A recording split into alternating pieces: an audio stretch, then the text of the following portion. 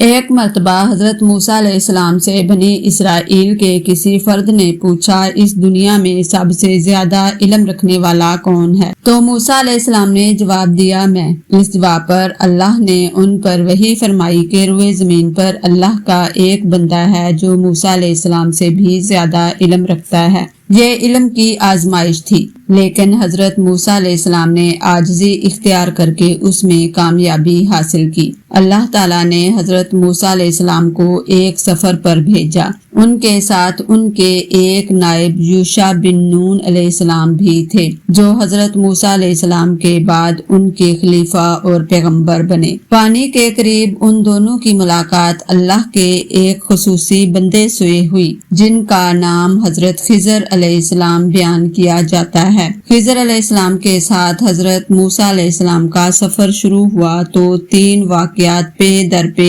ایسے پیش آئے جن کی کوئی تجزیہ ممکن نہیں۔ پہلا واقعہ یہ ہوا کہ حضرت خضر علیہ السلام انہیں لے کر ایک کشتی پر سوار ہوئے اور اس کشتی میں بلا وجہ سوراخ کر دیا۔ کسی کو یوں مالی نقصان پہنچانا ایک بڑی معیوب حرکت تھی، جس پر حضرت موسیٰ علیہ السلام نے حضرت خضر علیہ السلام کے سامنے احتجاج کیا۔ اس سے زیادہ معیوب حرکت انہوں نے آگے چل کر یوں کی کہ ایک لڑکے کو بلا وجہ مار ڈالا۔ حضرت موسیٰ علیہ السلام نے حضرت خضر علیہ السلام کے سامنے پھر احتجاج کیا۔ اچھوں کے ساتھ برائی کرنے کے بعد انہوں نے تیسرا کام یہ کیا کہ بروں کے ساتھ بڑی بھلائی کر دی۔ وہ اس طرح کہ ایک بستی والوں نے انہیں کھانا کھلانے سے انکار کر دیا، جو انتہائی معیوب بات تھی، مگر خضر علیہ السلام نے ان لوگوں کے ایک مکان کی گری ہوئی دیوار کو بغیر کسی معاوضے کے ٹھیک کر دیا۔ حضرت موسیٰ علیہ السلام سے پھر صبر نہ ہو سکا اور انہوں نے حضرت خضر علیہ السلام سے اس عمل پر بھی اعتراض کیا۔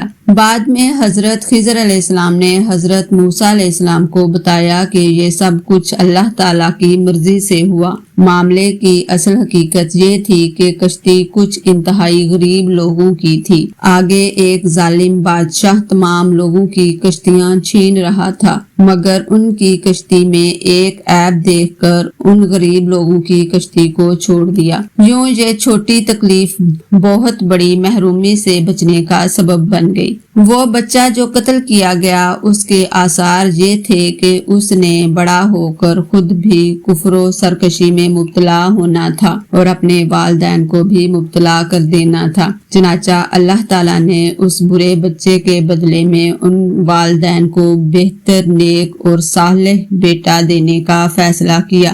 جہاں تک اس بستی کا معاملہ تھا تو خضر علیہ السلام نے احسان اس بستی والوں پر نہیں بلکہ اس نیک شخص کے یتیم بچوں پر کیا کہ وہ صالح شخص فوت ہو چکا تھا اور اس کے بچے ابھی چھوٹے تھے، جو اپنا خود تحفظ نہیں کر سکتے تھے۔ ان یتیم بچوں کے گھر میں ایک خزانہ تھا جو دیوار گرنے کی صورت میں ظاہر ہو جاتا اور دوسرے لوگ اسے لے اڑتے، مگر اللہ تعالیٰ نے غیب سے یہ اہتمام فرما دیا کہ ان یتیم بچوں کی جوانی تک یہ خزانہ محفوظ کر دیا۔ اس قصے سے پتہ چلتا ہے کہ ہر کام میں اللہ کی بڑی گہری حکمتیں ہوتی ہیں۔ وہ علیم اور خبیر ہے۔ اگر کسی اچھے شخص کے ساتھ کوئی برائی کا معاملہ کسی ناگہانی کی شکل میں پیش آئے تو اسے یہ یقین رکھنا چاہیے کہ اس میں اللہ تعالیٰ کی طرف سے کوئی بہتری ہوگی، اور اسی طرح اگر وہ کسی برے کے ساتھ اچھا ہوتا ہوا دیکھے تب بھی